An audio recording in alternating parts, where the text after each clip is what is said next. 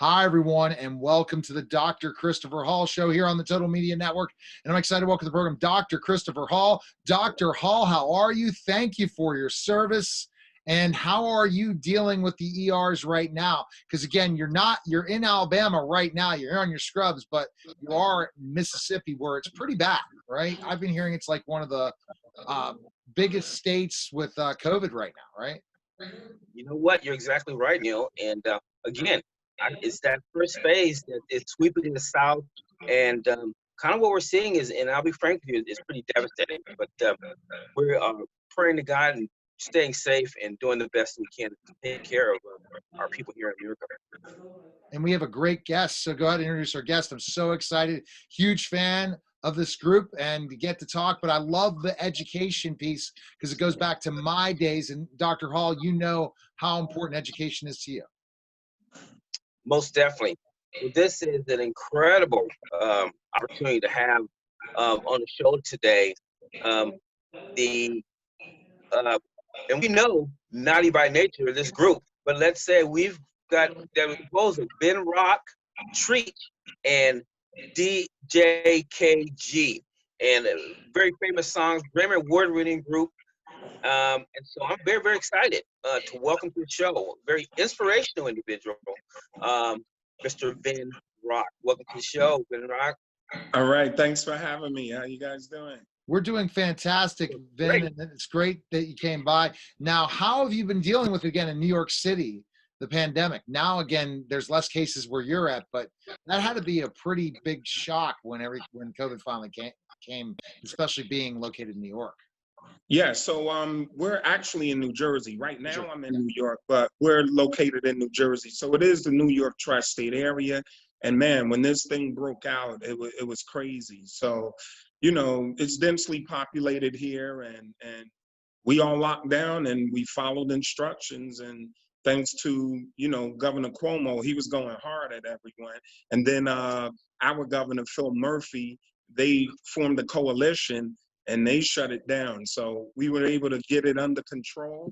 I just saw today, it's like this is the third week or third something that New York City hasn't reported a death, a COVID-related death. So we're getting a grip on it here. All right, Dr. Hall, first question for Vin. It's good news, wow. But I want to have those news throughout the country and it doesn't look that good, but we'll stay positive. Go ahead, Dr. Hall, your question. All right. Very true, very sure. Stay positive. Well, like I said, a very exciting opportunity to have a wonderful guest and a very inspiring gentleman. And we're going to learn about this story. But, you know, Ben Rock, tell us a little bit about yourself, actually, and about what it was like growing up in East Orange, New Jersey, and the kind of community that you come from. Yes, well, I'm born and raised in East Orange, New Jersey. I'm the youngest of 7 and a single parent. My mother raised 7 children, you know, by herself. So I'm a 70s baby. I was born in 1970. I'll be 50 next month. Okay. So, you know, we grew up in this small town of East Orange, New Jersey. It's the neighboring city of Newark, New Jersey. And it's 4 square miles, about 70,000 people. And just coming up, you know, it's a close-knit community. And when we were in high school, we basically started our group. And because the town is so small, like everyone knows each other. So we had a great support group from high school. And then when we graduated high school, you know, we still had that whole community support group. And that's what encouraged us to push us along. And, you know, ironically enough, Queen Latifah is from our hometown of East Orange, New Jersey. So she was on in the music industry. So she began her career just before us. And we were able to reach out to her, show her what we could do. And as luck has it, she was just starting her management company, Flavor Unit Management. And Naughty by Nature was the first group signed to Flavor Unit Management, Queen Latifah's company. And the rest is pretty much history. So how did you get that introduction to Queen Latifah? I'm sure people want to know that story because it's always challenging, even if they live in the same area, if they're very successful, to say, okay, we have talent, but how do we get that introduction? That's the big thing that everyone needs, is that one connection can change their life if they have the right talent. Yeah, well, like I said, we're all from East Orange. So Queen Latifah was born and raised there. We've all known each other way before the Oh, you fame. knew her. Oh my Yes, gosh, really? yes. So we knew each other long before the fame. I lived on 15th Street. Queen Latifah's aunt, Annie Lane, was the president of our block association. So, Latifah used to come around all the time when she was just a tomboy playing basketball. And then when this hip hop thing blew up in the 80s, we all used to go around town, compete against each other in local clubs. And it just that happened that Queen Latifah got signed to Tommy Boy Records first. And then a year or two later, we came to her and said, we're the New Styles. We were a different group called the New Style before Naughty by Nature. And, we invited Latifah and her Flavor Unit crew to see us perform. So we rented out a gym, packed out the gym, performed, and they were blown away. And we gave them the demo and they was like, okay, we'll co-sign. And see, that's again, that kind of dream, to know the same place you grew up. I never knew that story, and I wonder how many of your fans know that story, right? Would you say, Yeah. if you had a test for Naughty by Nature, would they know that Queen Latifah and you guys were that tight? Especially newer people that listen to your music, because it's not just the group. When I grew up listening to Naughty by Nature, there are so many fans of different generations too. Yeah, definitely. So I know we've been around for 30 years, so I know people understand the affiliation with between Naughty by Nature and Queen Latifah. They may not know the intimate story, but I think our core fans understand the story. I see, and that's the important, but I didn't know that. And again, these are the kind of things that you don't always see. The story, probably Queen Latifah brought you on MTV at one point, in some point of time, and now the way the business was then, right? Or different things, and that's how they did things, which is not the way things are done anymore. All right, Dr. Hall, next question. Well, no problem. And that's what's incredible, is that these were young people from an inner city, from humble backgrounds, okay? And they went to such stardom. And so tell me this, how important is that when you come from a community, to be able to come back and inspire kids and other people who might want to join your path? Well, the thing about our hometown is that, again, it's only 4 square miles, 4.5 square miles, roughly 70,000 people.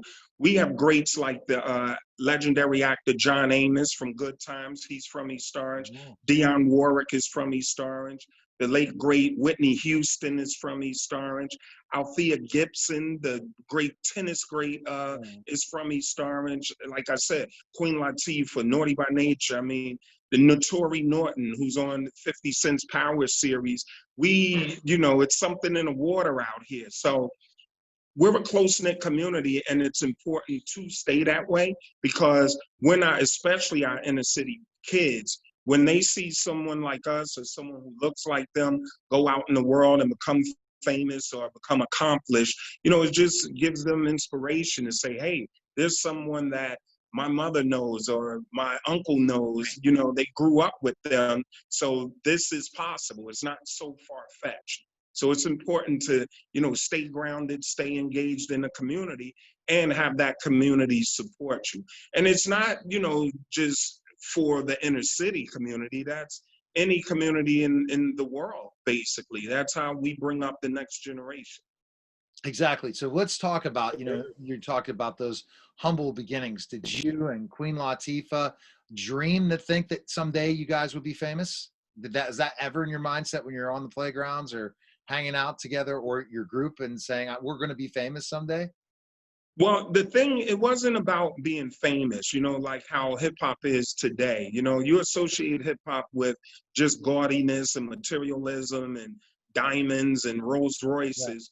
Back when we came up in the 80s, hip hop, it wasn't about that. Before all of this corporate money was dumped into it, it was for the love of art and culture. So from breakdancing and beatboxing to rapping and DJing and graffiti art, this is all we cared about, and it was about being skillful and just showing what you know. So in pursuit of that, we always knew that, you know what, we're going to get on a bigger platform, but it wasn't about being, famous. It was about showing your skills, saying, I'm going to be the best at what I do within the hip hop culture.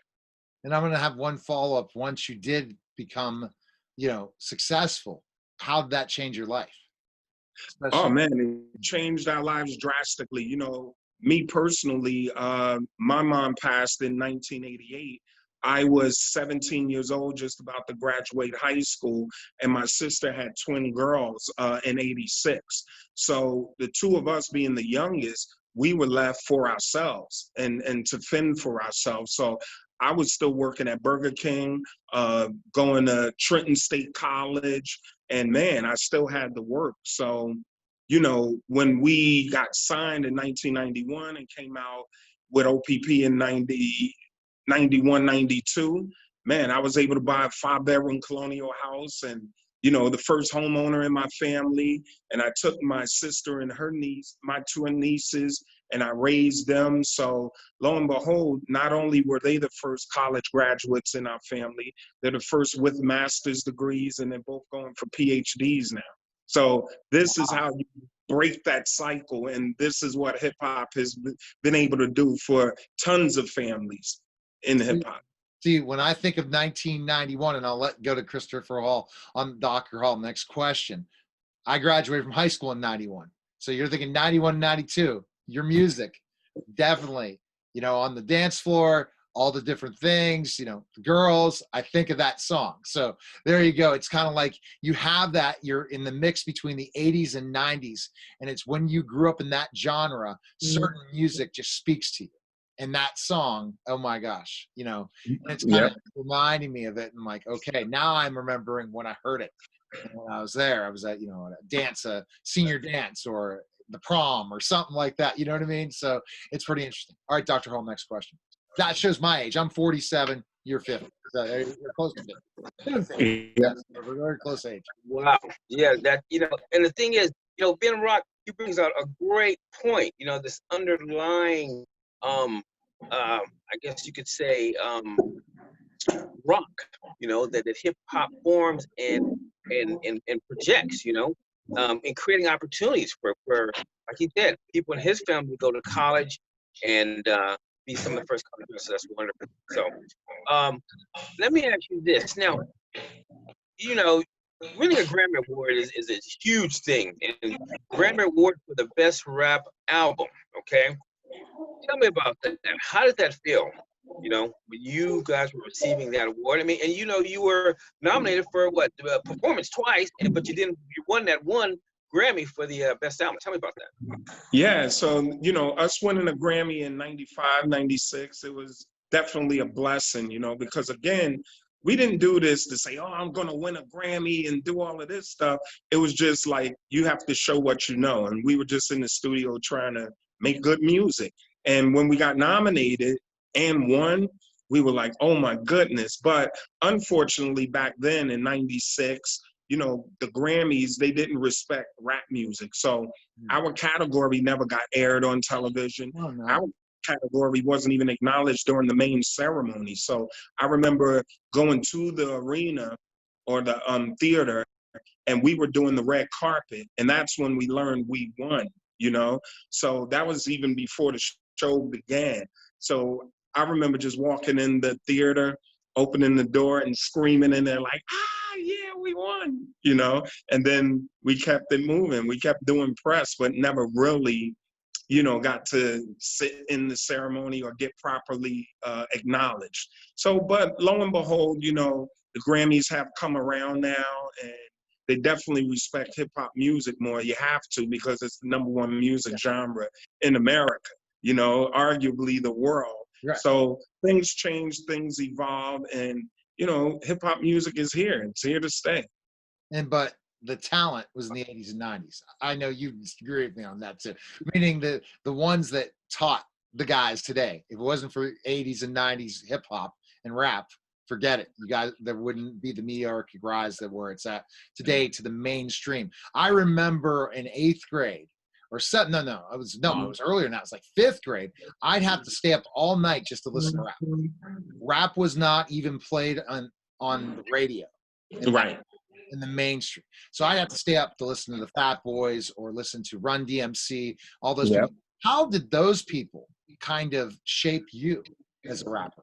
Looking at Oh man, well that was the early 80s. So I remember, just like you said, I mean, hip hop, you had to stay up at 1, 2 in the morning just to listen to it on basically pirate radio. And some of my best or favorite artists were the Fat Boys. I mean, rest in peace, Buffy, the human beatbox, you know, him, Dougie Fresh, Slick Rick, and Run DMC. They were very, you know, instrumental or influential in our career, because we came up at a time where, you know, they were from New York, and our hometown is like 15 minutes outside of the Lincoln Tunnel. So when hip hop was blowing up in New York City back then, all of those artists came into New Jersey and performed. So we were able to touch them and feel them and see them perform before the rest of the country did, basically. So they were very instrumental or you know, influential in our careers, and they definitely made us want to be down in hip hop. And I hope now they're looking at you in the same way of what you've done, the new generation of hip hop and rap, and respect you, because that's the thing that we have to always have to look at. The people paved the way, you know, to now. You know, and I think it's so important for all that craziness, for sure. Yeah. And, you know, and they do. We get a lot of young people, if I'm walking down the street, they'll say, "Hey, what's up, OG?" And they pay their respect, you know, so it's definitely a lot of love out there. That's good. All right, Dr. Hall, next question.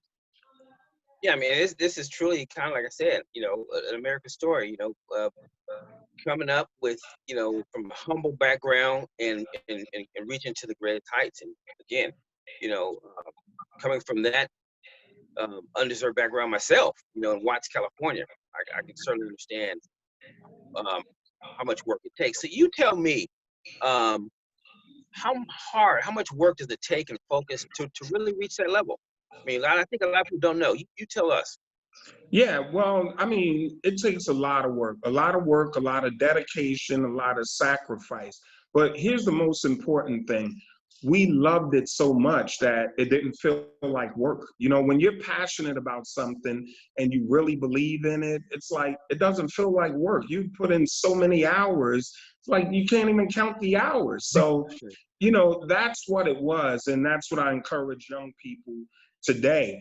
Even when they want to get into hip hop, I'm like, listen, if you want to come here for a cash grab, just thinking you're going to come in and come up and make a lot of money, you might as well go on about your business, because for one, the people see through you.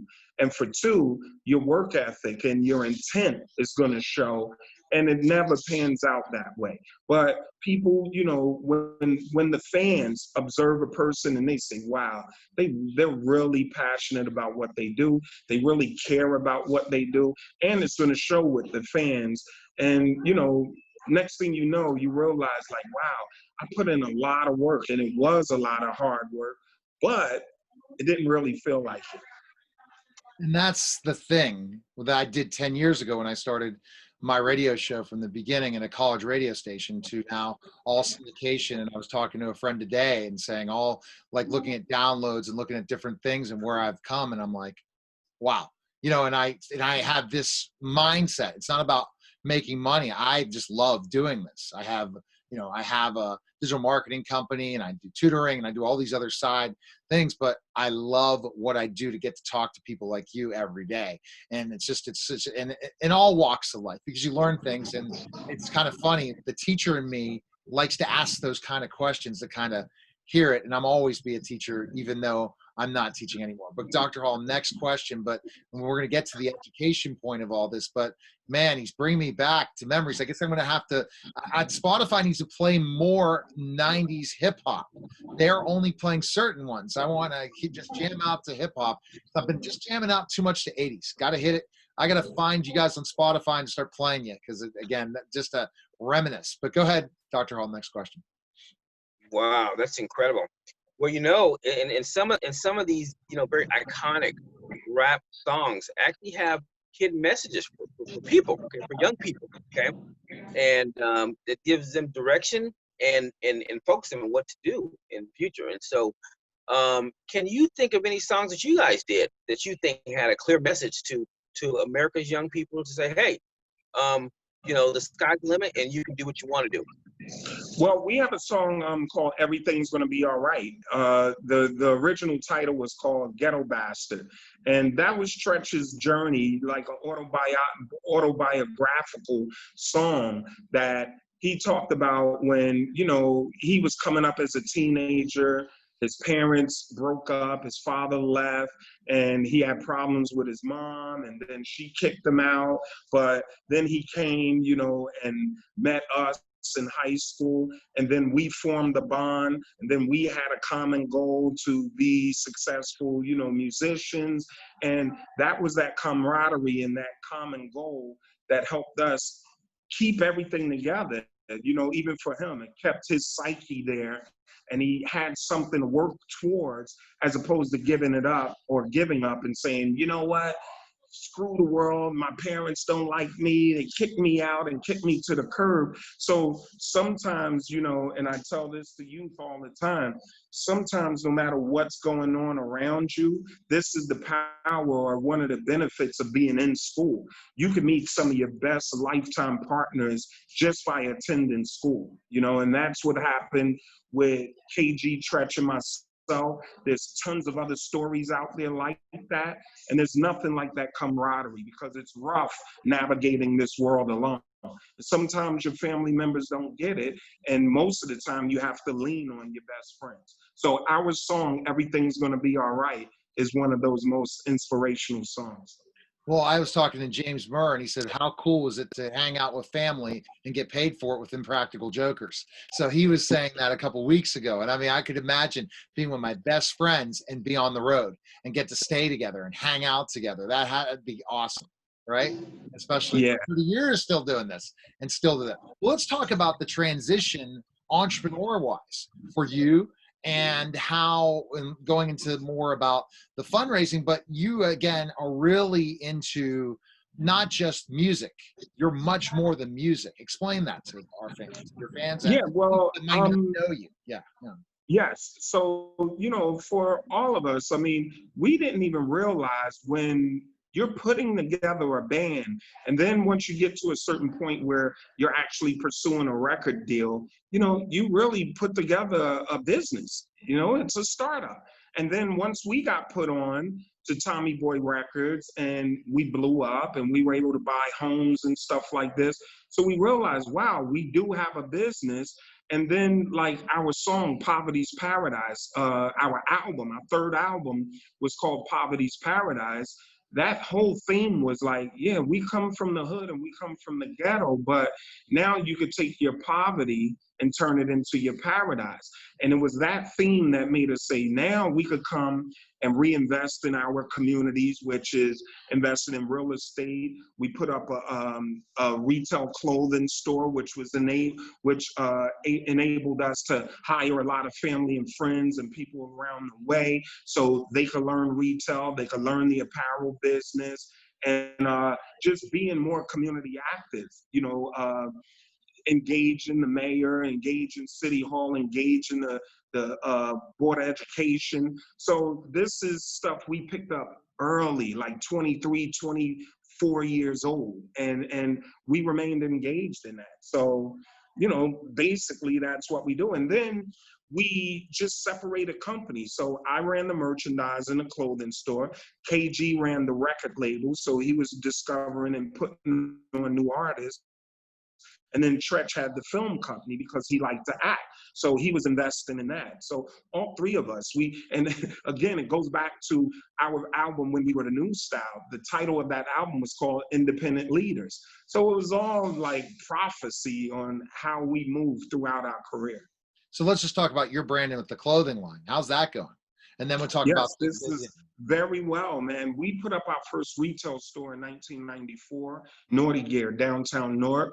And at the same time, we had naughtygear.com. So back then, we only had a website where you would print out an order form, check off what you want, put a check and money order in the mail, and mail it to the store. Then we would actually ship out the goods from our retail store. Fast forward, everything is online right now. So we're still hands-on with our online shop at naughtybynaturesstore.com.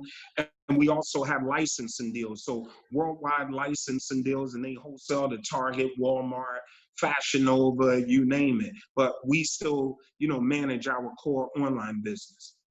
Now, Dr. Hall, I know you have the next question that's involving education before we summarize, Vin. So go ahead with a question about what they're doing that's giving back to the community, even though they've mentioned how much you give back to the community all the time in all areas. And that's fantastic.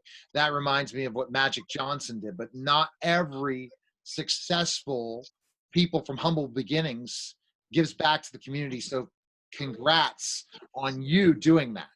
That's fantastic as a group, because a lot of people aren't bringing that money back to the community. They're forgetting their community they grew up in. So you should be commended for that. But go ahead, Dr. Hall. That question about Ben Rock, yeah, definitely. Ben Rock just laid out a beautiful tapestry, okay, of what you can do, coming from poverty and to bring yourself into power in your community. And tell us now about your interaction with the Cicely Tyson School of Performing Arts. Tell us how you're interacting with that school and what you're doing. Yeah, so we have Cicely Tyson Elementary School of Performing Arts. They have a choir, the Tyson Elementary Choir. And right now we have a collaboration video. The song is called Hall of Fame. So it's a remix of a will.i.am song called Hall of Fame. And the choir was sanctioned to make that song by the East Orange Hall of Fame committee. So we have a committee in East Orange full of our elders, and they acknowledge all of the superlatives from our hometown of East Orange. So they sanctioned the choir to make this song called Hall of Fame. And I was inspired when I heard it, because they sang Be a Champion throughout the chorus. So I told them that I had a partnership or a relationship with Champion Sportswear, because I use their blanks for my apparel line. And lo and behold, I approached Champion. I showed them the song, showed them the video, and they decided to do a collaboration with us. So now we have a collaboration of a hoodie and t-shirt bundle, and it's called Champion by Nature.